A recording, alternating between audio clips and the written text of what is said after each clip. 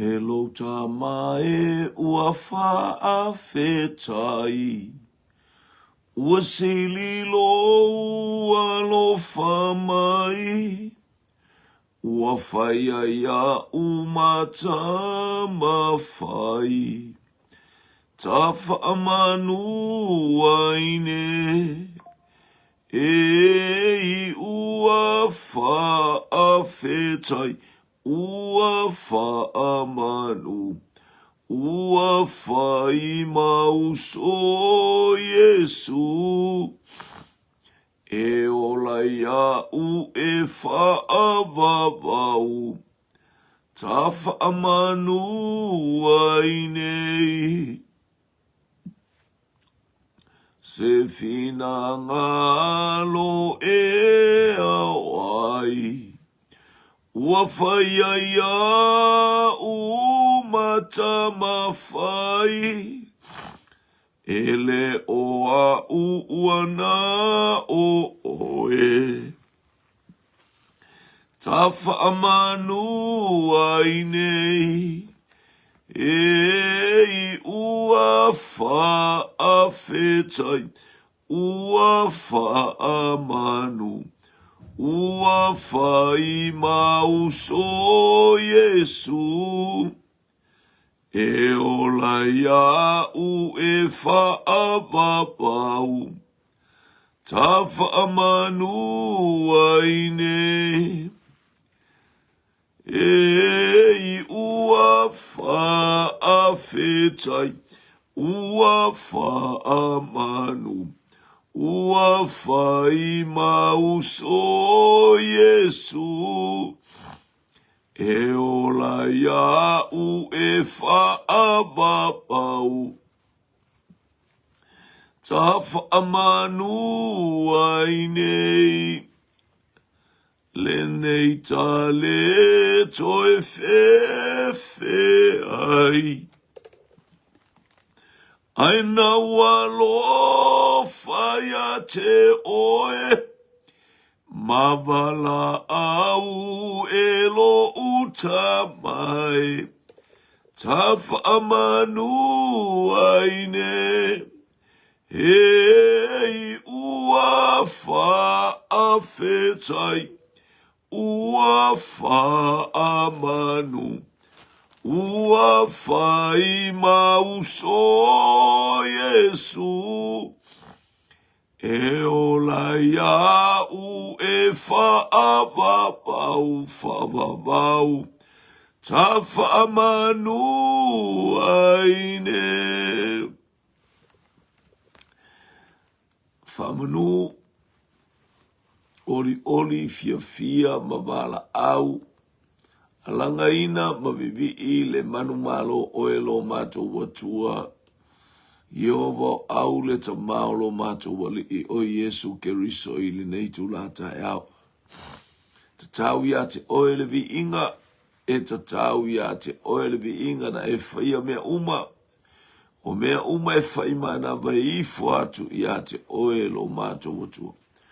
Hallelujah, me fo ima to te ngalu e ma fa nga ina le I me le aini mana a o me ia le I avatu ia I ma to le ia te oele fa manu ma le fa de tau a wa o me o ma to fa nga yo ia la e oele vi inga pale oele vi inga tu mau ia te oele vi inga nei ai au se ia oele fa va Loto le whaafitai le nei tai au, mātou mau e le walofo malo wanga le lei. Aso sa tō whaina, eo le aso fo I sa lupe a wāle wha moe mo ta maa. Ia wha manatu wai ia vi ia le li. Mātou ilo le li o oio le atua le ta maa. O le atua le alo le atua le anganga pai. O mana e whatati o le ta maa mea uma mātou wala au I la ufio whaafitai. Whaftai lau pule. Mātou wala au lau whia ia I loa I mātou le tau mao na mātou I lo le mea au na mātou whai. Whaafo I atu I ate oe le tau mao le whaavavau le tau mao mātou wanganga. Le tau mao lo mātou wale I o Yesu ke riso le vi inga le whaamanu ma le whaane tanga. le Areto ma le Uaina I le nei tae o lau upu ma wala aulia le nganga pa ia fio mai tau tō lua mai mātou reli I le nei tae au fau. Anga le lei tau ina ia whaao ngā I mātou o ni mea whai ngā luenga. Hallelujah. Ai fia tala I sili oe. Hallelujah. I le mea e te whina ngā loa. Ia I umea uma I lovi inga. Le atua le tamā, le atua le alo, le atua le nganga pai. Ia sūlo mātou ali I wana mātou whaolo mātou tia wala. Awa I le nei tae au. Whamanuia mai la wafio I le nei tae au I mea uma ona o Iesu mātou wole ma wala awa. Le nga mātou wala au fwoi mona I o mātou wa inga I upenga ta whairangi le nei tae au. Ia I le anga le lei o la wafio ma le pa I la wafio I mea uma. Ona o Iesu. Amene, amene, amene.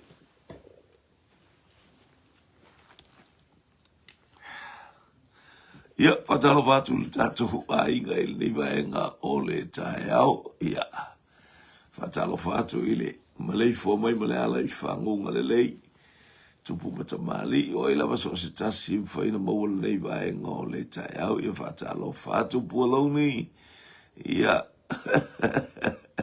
ia whaftai mo le whamanuianga mo Sao Toma. Ia, Nei loa po fele aso sa ia le wa umatu Amerika matutu wila ile aso. Ia ai, hallelujah, ia whaftai mo le whamanuianga. Mane wo ile a o ina ile a o le aso ai o tina ma le aso o tamaiti e te tau ona. Ia whamanatu pe le aso sa lo tamaiti le aso fo ile e masanta waiti na a le aso sa o tama. O tama mea malama ele ise me la whamanatu ina ini aso tama. Ia ona ole langona fo ia ne o le tangata o te leilo po le alto inga langona le langona. Ia e langona ma ia o langona ma ia o tātou langona sa moro ua tunua ma isi le tama. O tātou we ulu ia I mea ele tau whamanatu ia lai tātou ni mea. Hallelujah.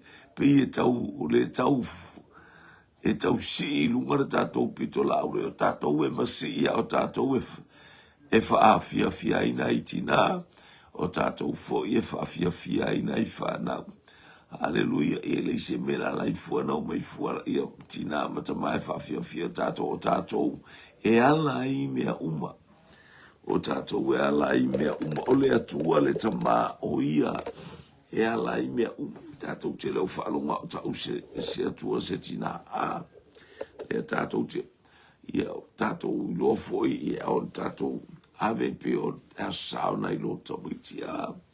Tātou te whaamanu ia I foina ia tātou whanau. O le tala ia tuspa ia o mātua e saunia mea moa lātou whanau. E mai se are tama. Ona o le tama pe mo o le ngalua le tina pe aleanga o le tama o le ola lea e. Hallelujah. O le ola lea e to tonu o le tina.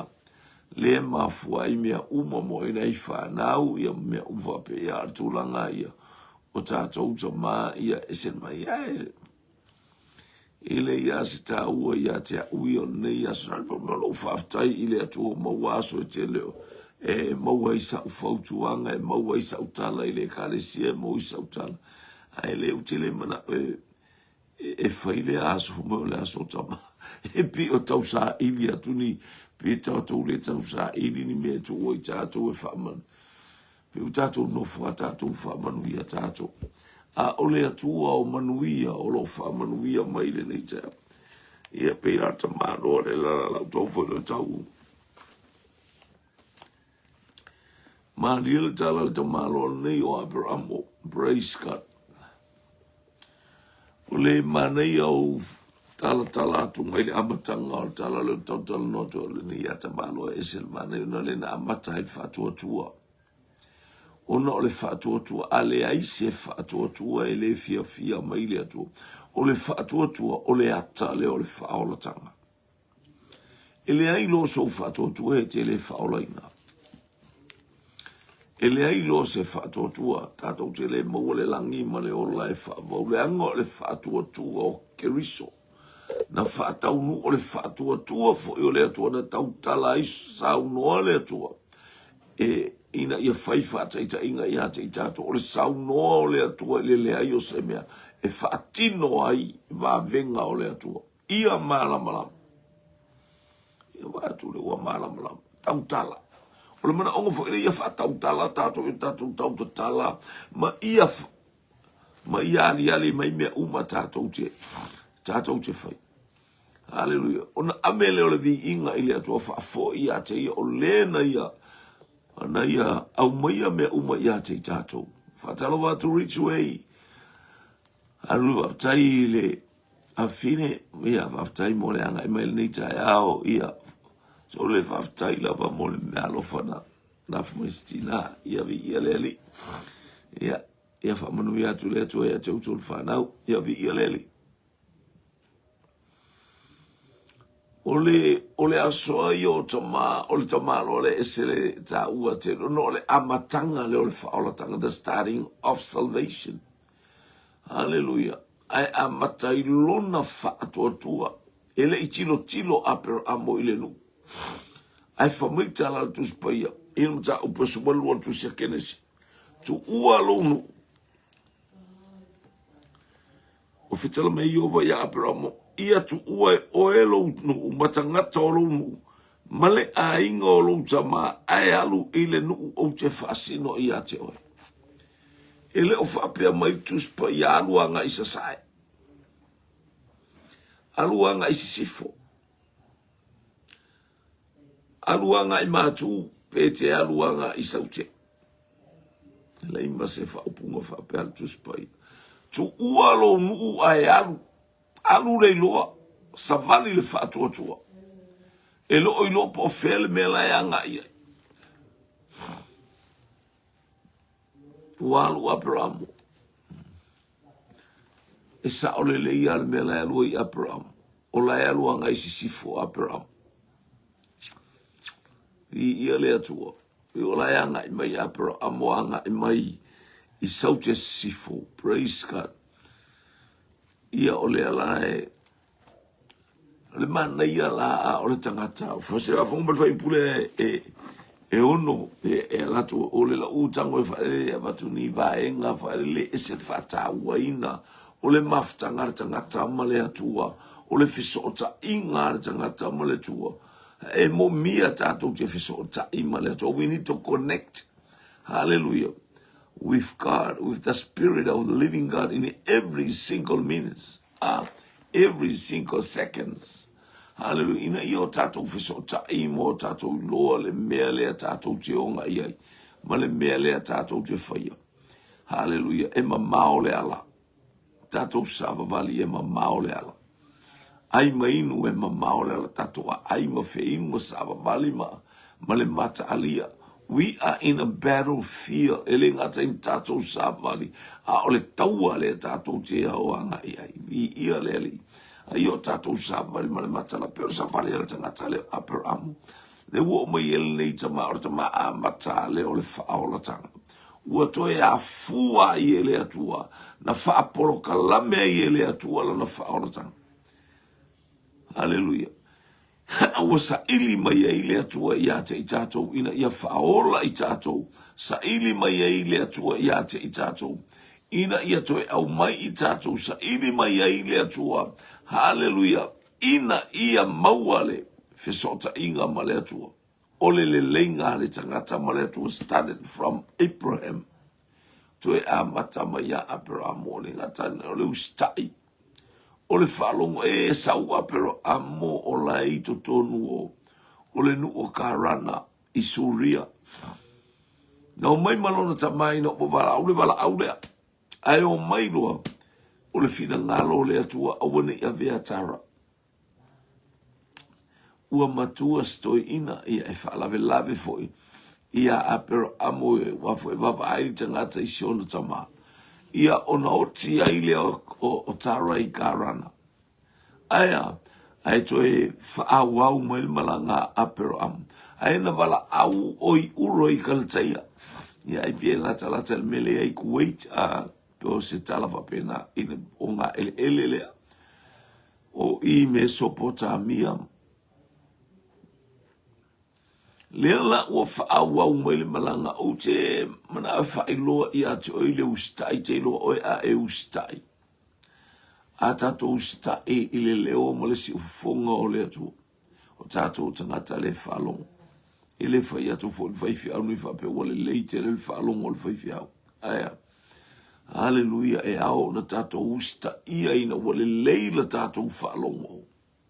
Le le tato whalong ai whalong o le e te ai tulou o le tausilo wolanga o le te ai o le tali long no la walo hallelujah lo wanganga I lau whalong o le upua le atua I lau whalong o le siufonga o le atua whetalai mai na saurol tamalo I hallelujah wanga I mai tau mai kanana o le nubua muala leo kanana tau iai wa wia tu foi apero amo foi pue ono tau pa sumalua fai pue ono. Wa wia tu foi apero amo I leanu ua o ile mea e iai se kema. Se kema le wa tau nu iai. Ma tau ni o se kema e le ngafa o le ngafa o le awali ia e tu tonu ai whanua o le awali ia o Manase ma tamale o Manase mai. Le ingo e wharaima. Ia la ole tamale no fotonu ai le mele I Manase. Ia tu tonu ai na se ke mo ina tonu I leisi tu ole. I leisi tu ole yoritana wo kolosie. E apero amo le yoritana. Taulo le nu ulea. No foi loi. Falong mal vai bue e fitu. Bue ono se te fai tau atu. O ia tu foi o ia apero amo I le anu uma wo o I le mea iei se kema. I le aluna o more. Sa iei sakana na I le anu I ia o na po. Sa iei sakana na sa iei tana tau kanana. E nu ula le fo elen fai mai le atua. Len fai mai ia noa ina wa o na le Uaina. Fai ilo na tali o hamo. E maa laia kanana. E nu tonu alele. Fea se mea fai mai ole nu mala ia ale wa ave ele e se matauti a. E o fofongia. E tala noa mai le atua ile le ai o se mea. E fatino ai. Fatua tua by faith. E au fo ia te tato ono tato fatua tua. Ma tato fapeane. E le se tangata le atua e tala pelo e ime uma wa ia. Wa ia fasino mai. Vi ia le atua tala noa la ile nu ulea o kanana. Hare nu ue tafe ile suasu suma le beki. Hale fai el tabalo ole nu ubala ia. Ale alu iei.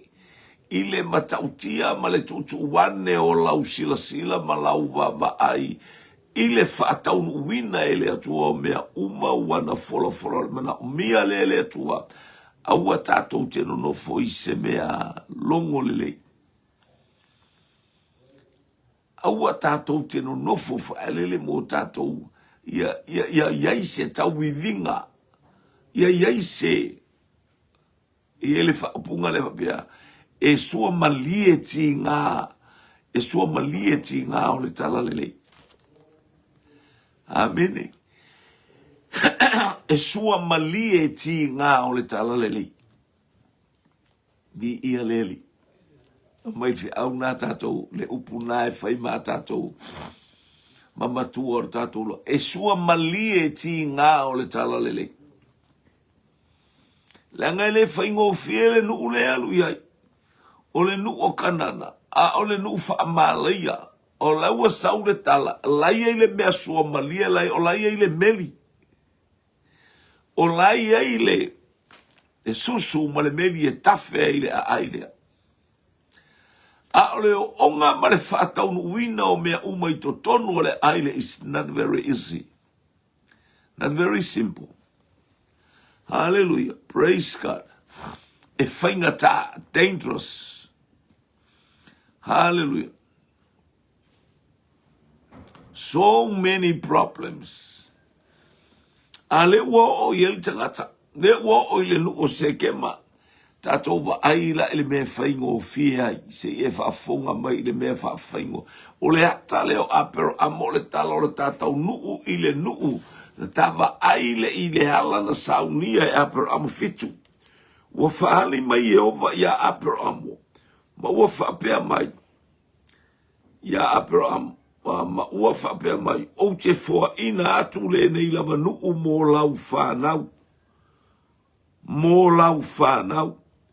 Ona whaia loa, ona whaia lea e ia o le mea, i lea mea o le whata whaitaulanga i a Iova. Sa whaali ma i a te ia. Hallelujah. The first thing Abraham did, done in this place, hallelujah, build up an altar. Hallelujah. Ua whaatu e tamalo apero amo le whata whaitaulanga. Ea, e tapua i ai. So se mea e te iai talofa tine lea mai Hawaii, talofa le tinata talo Hawaii, hallelujah, malelosa tasikure sa vi ia le taiao. Ia, vi ia le atu. E se le mana ia o le anga i o apero amo. Leo wa amata mai ia i le whaola tanga ina wa tau nuu i le nuu o le nuu e le popoi nuu lea. O le nuu tātou te iloa e lua mea ia na au mai i le nuu lea. Na ia i le whaamalaia ai a hamo i le nuu. A leo wa toi whai le atua ia apero amo. O le nuu le na o le nuu e tawhe i le sua susu mo le meri. O le fe awa le tae ao le nei. I le Areto ma le Uaina. E sua malie ti ngā o le tala lele. E sua malie mawhatianga o le tala lele. E te ui ai i mawhatianga. E te ui ai i ti ngā. Aia, e sua malie. E sua malie. Pi ia le atua. Praise God. A o ina whaamanuia lea tua i to tonu a lolo to lo wainga. It is sweeter. Hallelujah. E sua malie. E sua malie ta mo e tangata kerusia. E wina iei tinga, e wina iei whaingata. Aya. Wa e loa o le mea lai e li tafe e le sua susu o ma le meli. Nei loa e apera amo le nuu na whaamalaia. Aya. Na alu ia i le anga le whaupunga o le nuu e tafe e le sua susu o ma le meli. I ia le li.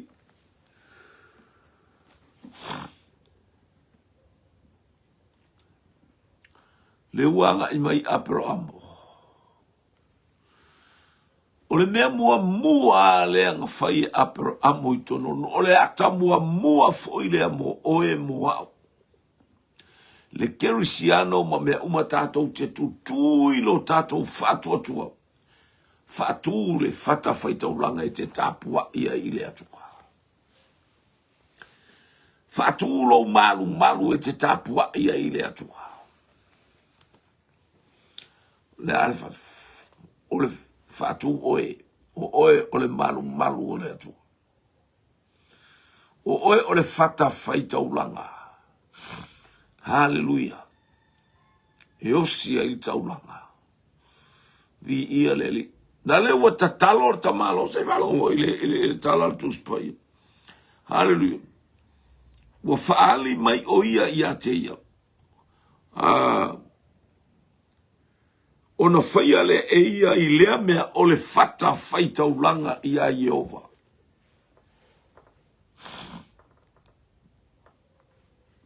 O ainga. E mana ia wa aipo o manuia lo whata whaitaulanga. Le whata tā te tapua ia i le atua, le whata e osi ia tā taulanga o a tavi inga, tātou te mafutafuta, whatasi ma le ainga e le malama le ainga, same as your family. tele tangata I lo ainga ele malama i le whaolatanga. A oi, o oe, o au, e ao o na tātou whaai loa atu, le mata utia o le whaolatanga. E le whaingo fie le anga I mai. E le whaingo fie le anga I mai a Abraham. Saule I loa le wa taunu tonua I le ai. Taunu tonua I le nuu lea. Hallelujah. Na telo I lopo fele nuu le lei a fele nuu matango fia o ame tutupu ilea mea o ame tutupu ilea pito nuu. Ayale o ngā ele ayale o ngā vanu o ame tutupu ilea mea. Aya. Tu ilo na fatua tua. Hallelujah. E ala ile vala au mai stand by faith what is calling. Hallelujah. The land that the milky and honey flow on it. E tafe ile sua susu malemeli. E tele mawar sua susu malemeli pe afai. Hallelujah. E tele faya la ele faya o ele me mo na faya Abraham. A mata to u fai de fata fai taulanga. O a mailo fata fai taulanga. O a mailo tangata tapua ile atai mi male atai. Ala fai le tatalo. Ta malo tau nu ua fai le fata fai taulanga. Peino fai atu e lei loa e tangata o ana au na le me fai. Alale ua tilo le tamaloa matatalo si I na lima ba yatu ile atua le tala fo ile Apolo I a Timoteo o tama uma e ao na si o lato lima ile atua tatalo ma si o lato lima. Vi ia leali. Praise God. Amata maya tena amata ya Abraham. Si o na lima o le ata le atua o tele mawhaia se mea wana o oe ua e sila fia lo loto o oe na ya o oe fo I te whataunuina. Amene. Amene. E sua malie ti ngā o le tala lele. Hallelujah. Praise God. E alu I le nuu. O le nuu e ti ngai. Alu mauti noa I le nuu o le nuu e malaia. O le nuu malaia le nuu o le nuu na totofi. Hallelujah. Na ame I le tangata. Hallelujah. Ya hamo. Taluai I lona le. Ma fau I lona tamama mea safa ya hamo I lona tamama. Lea na luai mai ai ngutu o lona tamale fetu. Tinga o le nuu o le whaamalaia. O le nuu lai le malaia. Aya, ua savali le tangata o le atua e uina iai tinga ai sua malie tinga o le tala lelei. O le whaola tanga le atua. O le nuu le whaola tanga. O le nuu e tawhea I le sua susu ma le meni. Hallelujah. Praise God. Toto vai te wala fa ule valu. O le tusiala kene se mta upo sumalua. Watu ua foi e ia lea mea. Ai al watu ile maunga ile itu I sasai. Hallelujah. Ile itu I sasai o peteli. Ma fatu wa ilona fale ie. E ilona itu I sisifo o peteli. Ai ilona itu I sasai o ai.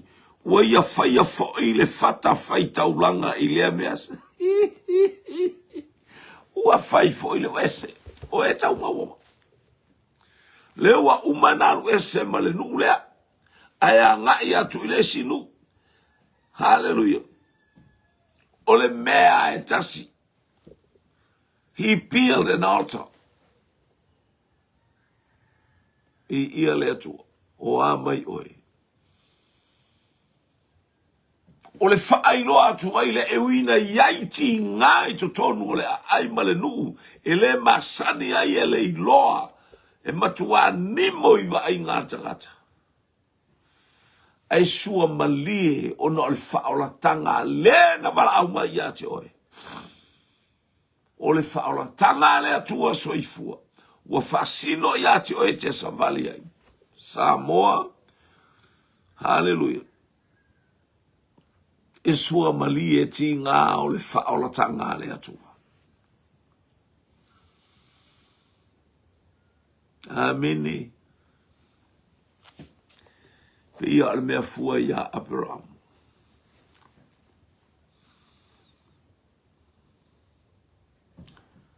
Hallelujah. Praise God, praise God.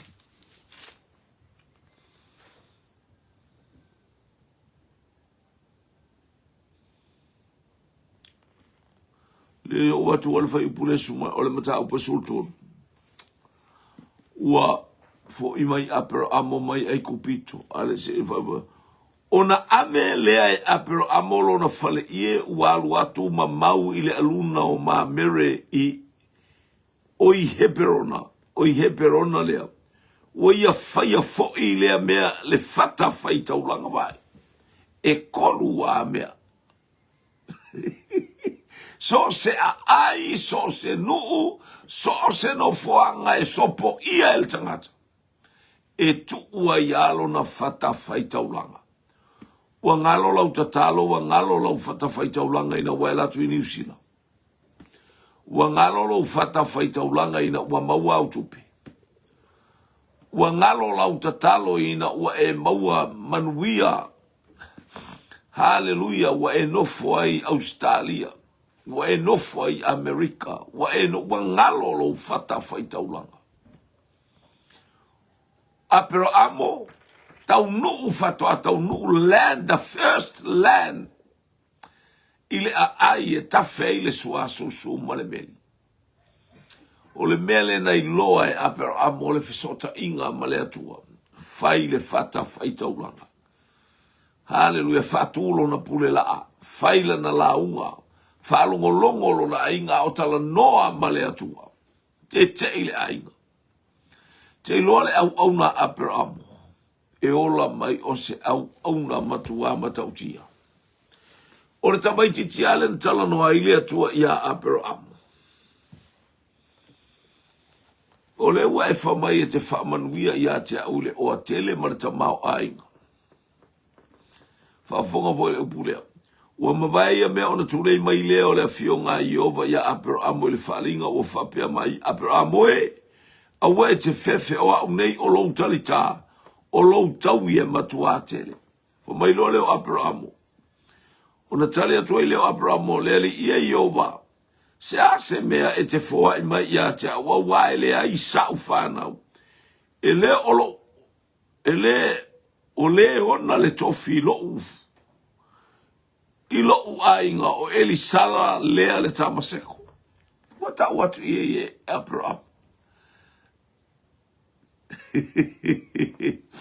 O ai, o aia o lo fea ave iai, e ke lea isa ufangau. O le kangaka lea e fai ma ufangau, o le tofi lea o lo uainga, o le tamaititi no usau mau i tamaseko. No usau mau i Suria. Hallelujah, no sauma ui pata na rama. O ia le leva ai alo wainga. Pa alonga fai pueton. O whapea mai fo ia pero am, o whapea fo ia pero am, o ele fo ai mai ia te au sau whanau.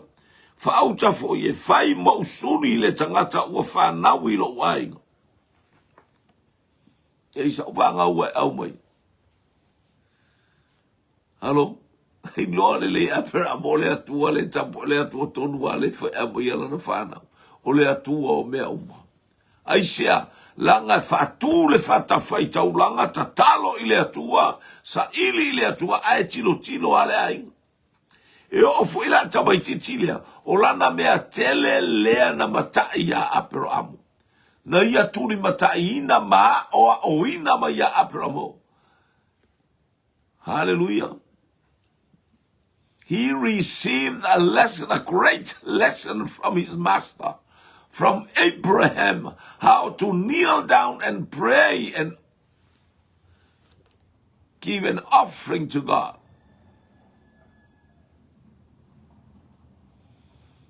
Ele atua.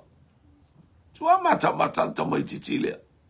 Ai mafua na ufatu ile taimi na waru le tamai titile wa manuia le ainga wa maua hallelujah wa maua le atali ya Isaako. Ona alu le ora tangata le su ese to alua o Isaako. Ele yo o ile ainga ya alu iai. Male mea le ainga iai. Aua to atuli lunga le vai. Fai le tatalo. Mai fea le tatalo lea. E sua malie. Ti ngā o le whaolatanga le atua. Hallelujah. E sua malie ti ngā o manuia mai le atua. Praise God. E sua malie ti ngā o le tala le leia le atua. E le lei le atua. Hallelujah. E uina fita le ala. Hallelujah. E le iloa le mafau po ai tangata po ai le teine. Hallelujah. Na te maua po fele a inga le alunga iai. Aia. E uina whainga tā. A e muli ane na tofo i le sua malie. Na inu i le sua malie. O le meli e tafe mai ma le sua susu. O fōlinga o le ai ma fōlinga o le atua. Lea e tapua iai. O le atua o Abrahamo. O le atua o Isaako. O le atua o Iakopo. Le uwala au le atua. O lo tauwi e matua tele lava Abrahamo. Le whemen ta upule su lima. O au o lo talita. No na winga so se mea ya nga i mea ini pua nga o lo talita. But stand by faith. Tu ile fatua tua. O le fatua tua na ta uami o tonu ina il tamalo leo Abraham. Falong mai vai pule fitu por vai pue ono. Hallelujah. Al mata pule sfulu lima. Praise God. Hallelujah. Pue ono. Ua fatua tua foi o ia Iova. Ona ia ta uami o tonu ina mai ai lea ia te o tangata ami o tonu fai matari o lea tua. Na te tatala le langi e mafuta i ma lea tua. Ke riso Yesu ule na ia fati noi. Hallelujah. Le ami o tonu a lea tua. Mua isa ili le malo le atua malana ami o tonu le mena soi fua i keriso. Hallelujah. Fao popo le iate o enisi mea sete. Sa ili mua le atua. E sua malie ti ngā o le talalele. E sua malie ti ngā o le whaolatanga le atua. Wow, praise God. Ele leile atua i te mole nei aso atama. A o tato i aili tato fotua i atu. Hallelujah, ia tauna bea oe mata mai a mata mea i lo ainga. Iei ti ngā, e iei whai ngata. I lea taimi, ma lea taimi, e le whapea whato e whaki ngā, ma iei whaki ngā, ma iei whaki ngā. No! E si o mia i tātou. Leanga la iei lea tua i tutonu o ti ngā ia. Hallelujah. E whao soso mai ngā luenga le ti apolo. Ai au mai e lea tua le tofonga. Mai fea. E au mai whaatonu e lea tua le ti apolo. Alu la peke anu whaia la uakari lea. Alu peke o le alau me whaila uakari lea. Alu po le alau me whaila ue kālesia lea. Alu po le ale me ke. Amen e. Wa release mai ele atua ti apolo ai se awa mua au mai a te tau tu le pule male mana le ana tu ia Abraham. O au o lo talta ne se senga male pule male mana O lo oa. Hallelujah. Praise God. O lo taui e matua tele o le oa ma le tamau ainga. Hallelujah. O le ata o le tafe mai o whaamonia. E uina ui mai tinga e sua malie. Lona taunu unga. E sua malie lona I unga. Hango mea le nganga pa ia. Hallelujah. Le taimi wa tato iai le nganga pa ia. Iai tinga. Nanga wa uman tau mai tato te facinga tinga. E o mai wha mai. Tinga. E o mai leonge o tinga. E o mai misa. Hallelujah. E o mai tawa oa. Fita uli. Facing struggles and problems. Hallelujah. Aya. Wa uma no tato lofe mai. E sua malie. Tinga. Ma whainga tā. O le tala le leia le atua. A o le sau tua o le tala le lei. Sau I tua o le whaaola tanga le atua. E le lei le atua. Tofo ia I apero amo. Se io au maia le ata le atatou tilo tilo ia I. Hallelujah, o le ata le o apero amo ma le la whiangainga ma le atua. Wa uma na osi le whiangainga apero amo ma le atua. Hallelujah. Ale wa tau ye le nu le vesia I nei Israelu ma Palestina Arabi langa tuai fua nu ia. Hallelujah. Langa tuai nu ia. Ia Persia, Iran, Iraq, Mesopotamia, le tele o atunu le la tote, si o mia leanga o upuna tautala ia Yesu. E si o mia o towi awa le taua. Hallelujah. Ono le atou le wha maoni. Ua tau whao e tangata le malo Israel, po ai o la tou e ona. Ua tau whao I le taimi le nei e malo ese. Ana pono ua aia I le tala ale pale mio. E leo re tasi iwa wha malu na maua I le malo leo Israel. Ne ai. E le ai. Ua ova atu I ona tu atu. Ma le Wa ova atu I ona tu atu. Le taimi na whaatonu mai le tua. Whaalongo mai la whaatonu nga le ale atua. Suma le valu. O le aso lava lea. Ke nese mtau pa suma lima alfa pa suma le valu. O le aso lava lea na osia I le whenga I ngā Iova ma apero amo. Ua whapeane. Wa aufo ina mo lau whanau le nei lau ele o ai lau whanau Israel. Ele ia I se whangau. Miraculous. Tau tala I le fatua tua. Speak by faith. Tau tala I le fatua tua. Hallelujah. Ea, e whaali mai ei mea. Whaali ei wa venga. Mea ele I wa aya. Aya. Whaali mai lo fatua tua. Fatua tua. Le ei se atali. Le ei se whanau. E whalongo tala. O le aso lava lea na osia I le whenga I ngā Iova ma apero amo whapeane.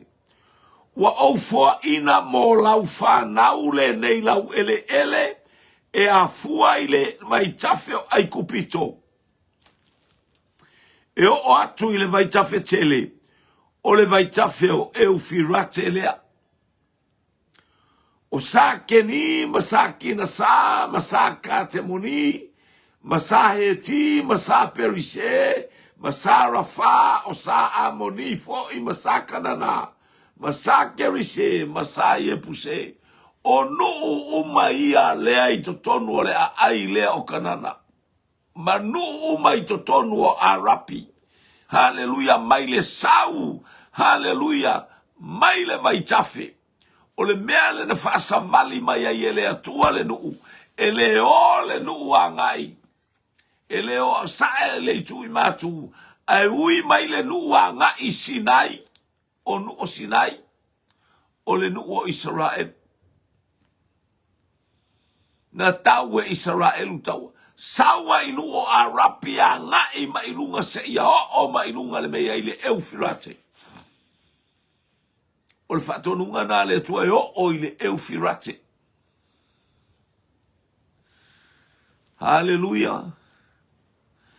Ia le Eufirate e kua oi mai o le sau mai le tu Isaio Asia iti le mea i Turkey. Savale mai lalo Suria le vai tafele na. Sawanga Iraq ma Iran. Hallelujah. Tafe mai ai le mei ai Mesopotamia Papelonia nu uma na o mai i tutonu. Hallelujah. E tafe mai mpalasi mai Kuwait. I le awiti o Persia. O nu uma na fai mai le atua. Oi na ole tua oi ala vai tafe lea. Tanga ole tau mai. Aya.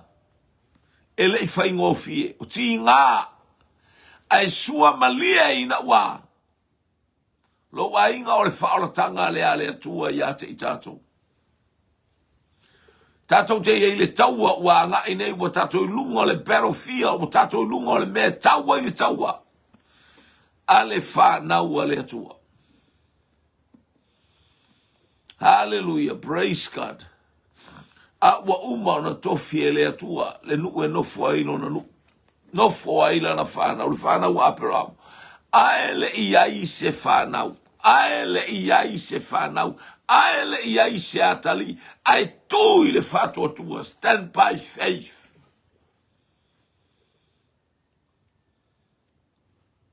Amini. Amini.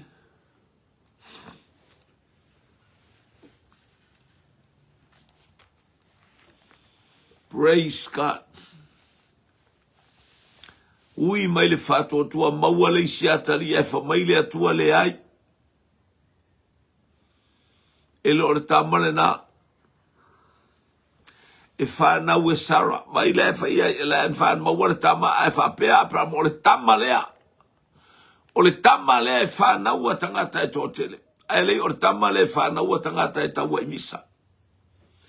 E o so mai i tangata whawewesi. Aya. A o i le tama le fa mai fai a Sara. E ua e vave.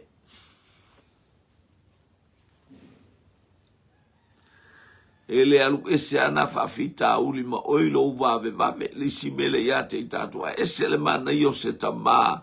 Hallelujah. E o so mai Sara. O lau au na lea. Lea na tolo ia oe whawhi. Lea i Sara. O oe anga whai lau kala. O lau au na ngale. Lau au na ngale fa mtau pe sumo le ono. Finau mai Sara fa tu le ai. O lau au nga. O e lava nga au mai. Sa o le ia al finau wa tangata o le atua. Ele ye se malosi tel ele ye se malosi a Abraham. Ai nei loa Abraham le wa fai le mele o le manatu la Abraham. O le tamasa o ale, ai fai mai le atua Abraham le ai. O te alo fai a isa mai langa wa fai mai ai. E maua foilo na nu. Te fai o ia manu tele se furu lua i tu ai ngā tangata na tupu mai a Israel. O ia isa mai. A o la ufea ngai ngā pata my covenant. My covenant. Hallelujah. I peered up in this name I said, ilingoa lea Isaako. E whanau mai e Sara. E whanau mai e Sara le tamaititi. E te whaingoa ina ia Isaako. Hallelujah. Ria leli.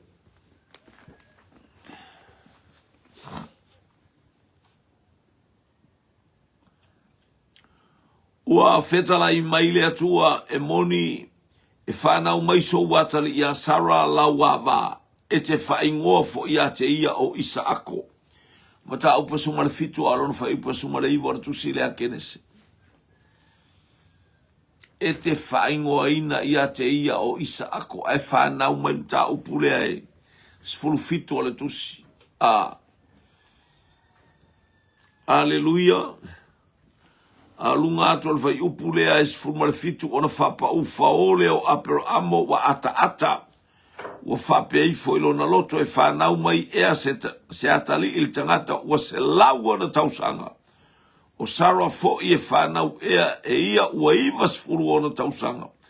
Wa whape atu fo i apero amo ili atua e o te manao ia ola i Samaeli o uruma. Tala na lea a apero amo. Malie o te manao ia ola i Samaeli.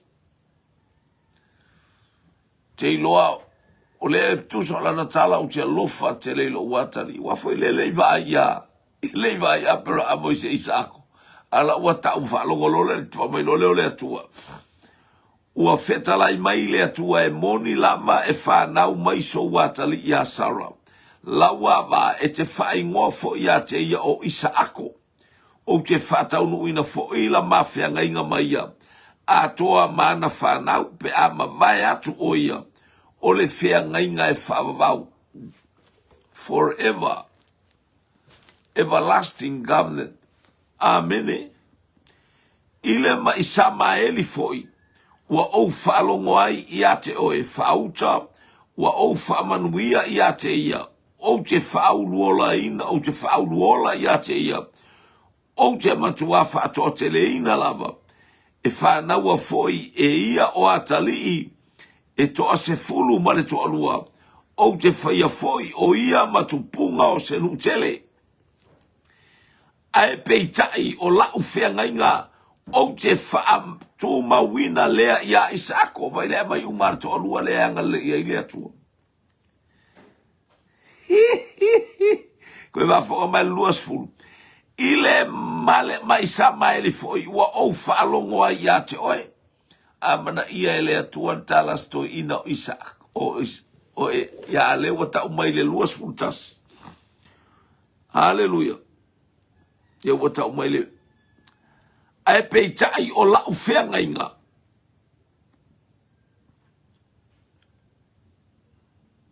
Ae peitai o lau whea ngainga o te whaatu mawina lea ia Isaako.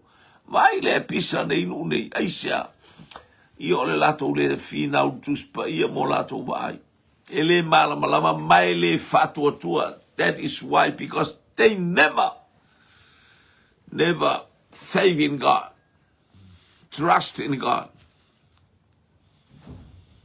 E sua mali e ti ngā o le whaolatanga. E sua mali e ti ngā, hallelujah, o le tala le leia le atu. So stangata e ola i tala le leia le atu, e ola i ti ngā whitau, pa de sua mali e langa lai whaatali mai le langi ma le ola e whama. Hallelujah. Le angora mana onga leo le tiro mana o ia mawange ia kariange a karinge ele i sa unga luenga o whaia. E mo mi e whaisa ta ngā luenga. Pay the price. Pay the cost. Hallelujah. Pay the price. Totongi le tau o mea uma. E sua malie ti ngā o le whaolatanga le atu. E sua malie ti ngā o le tala le leia le atu. Wa umana tau mai, mea e o mai le wa o mai tātou taimi. A wa awina mai le oa, wa tafe mai le meli, wa tafe mai le suasusu. Holy Spirit is a milky and honey. Wa au mai e le atua e te ai e te tau mawhai e tau si ai. Hallelujah lo ua langa whale nganga e fia ai e manuia ai. Hallelujah e sua malie. Ti ngā o le tala le lei. Wala na tatou ti ngā ina, wala na ti ngā, wala na whaafit. Iai mea te le aisea. Le anga o lo muli mai le sua manile o le langi ma le ola e whamau. Even now. E o le taimi le o lo tatou wolai. E ui ina iei tinga aia. ole oli o lo loto pea umana e whaataunu ina se mea na e ole atua i le atua wa au mai e le atua by faith.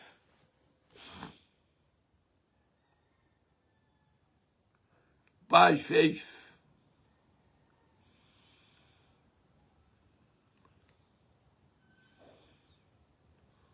Hallelujah. Aya. O lou tangata, o lou tangata, o lou tangata, o le fale a fio a ile atua.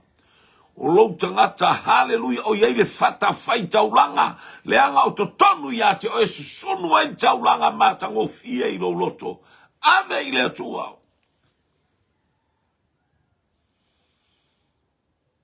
Praise God. E te le alua e whape masungu kwa ki ngā inga. E sua malie. E sua malie. Ti ngā sweetest are pains and difficulties in God's salvation. In God's good news. E iei fitau. E sua malie. Hallelujah. Ti ngā e o mea teisi. Na uinua i apero amo. Ele iwa ai apero amo ile nuu male meno nofo ai lana whanau male me polonga ai. Awa umana whai loa ele atua. Hallelujah al me tutupu. Wape nā ngā luenga o tato ngā lue ai. Tu ile whatu atua. Ta ua mio tonu ina i tato. Tato te malo losi ai. Manuia le sauta maa. Le ta mā malosi. Le ta mā na tala noa i. Osi fia ngainga male atua. E whapena fo ina elua osi fia ngainga male atua. O mea umana osi e apero amo. O leo mo mie tātou te sava mali a ye hui o tātou lima. O ia o le maro. O ia o le whata ita inga. Mea le lei ma mea sili sili ese. Sa moalo wa inga ilunga upenga ta whailangi. E sua malie ti ngā o le tala le lei, e sua malie ti ngā o le whaola tanga le atua, le anga e le iti se tau mo oe, se tau i mo oe, o lo i le a ao lo atua, ma lo tato atua. Mea sili sili e uai mea uma i le vi inga o le atua. A pero amo o le tamā o le au whātua atua. Tato mai tato whātua tua, wha maile atua, ale ai se whātua tua, e le fia fia maile atua. Anga le maile atua ili nei asa o tama. O aisi tama maua le whiau, e sua malia tinga, o ati ngā inu ai, o ati ngā talia, o ati ngā whapele pele iai. Hallelujah, le anga e sua malie, le anga o ti ngā o le tala lelei. Ele o ni ti ngā o ni mea le tino. Ele o ni ti ngā o lau ainga i me taua i misa i aia. E ti ngā ona o le tala le leia le atua. Hallelujah. Tama. Whamunuia mai le asau tama. La upu mātou whaalonga wa umana e whaauina. Fatu mawina masunu i o matou loto. O istasi o whalongolongo, whamanuia i a te ia le nei tae au. Aluma le afi, aluma le mana le fe au o lau tala lele. I umea umai lau vi inga. Sau sa moa i le alu o lau tala lele i so se meo tāpua i ai sa moa. Tāpua i male mautinoa, tāpua i male manino. Ia ile anga le lei o la ua fio ile nei aso. I umea uma i louvi inga lo mātou toma ona o Yesu. Amen, amen, amen. To God be the glory forever and ever. Amen, amen, amen.